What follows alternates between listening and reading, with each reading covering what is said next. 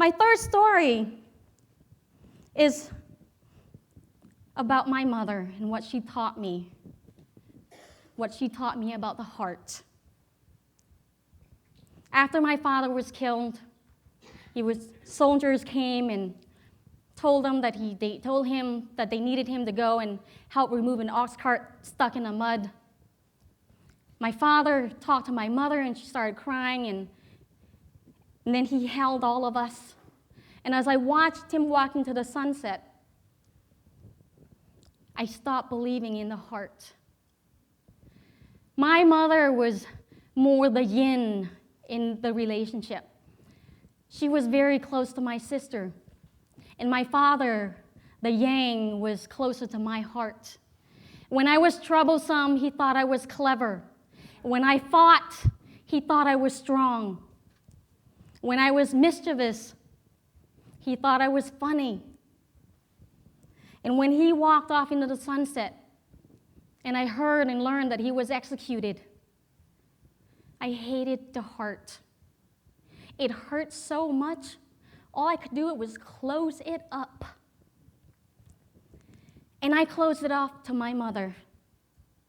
I didn't understand why she was crying so hard. I didn't understand why she was holding my 4-year-old sister so tight. I didn't understand why she was trying to reach out to me after all the years of scolding and us not having a close relationship.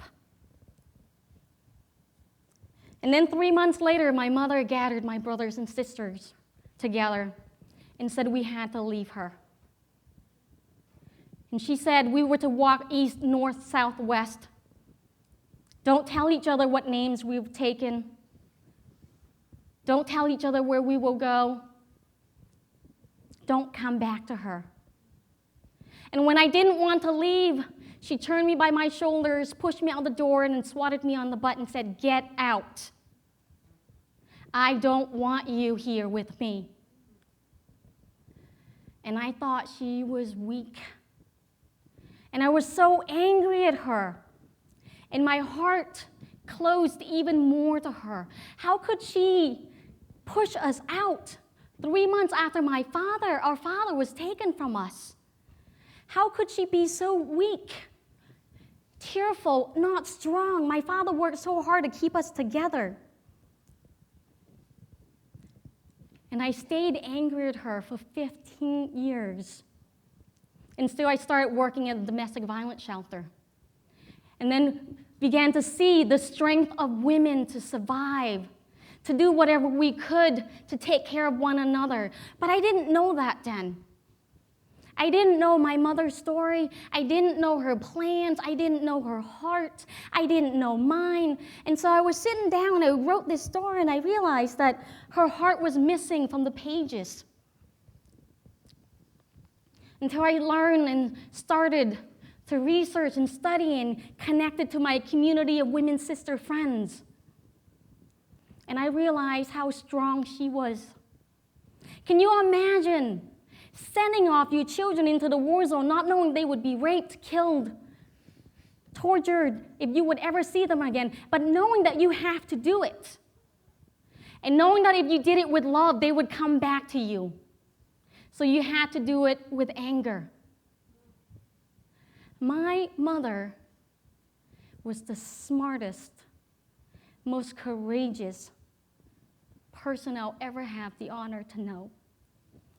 I am so proud to be my mother's daughter. What she's taught me about courage, what she's taught me about what we need to survive in a war.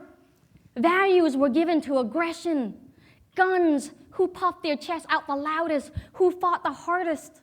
But as women, and 60% of women survived the Khmer Rouge War.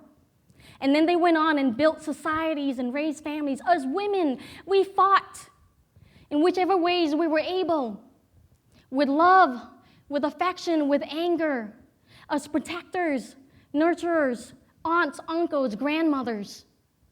And because of that, we are survivors. And that is the seed of our courage.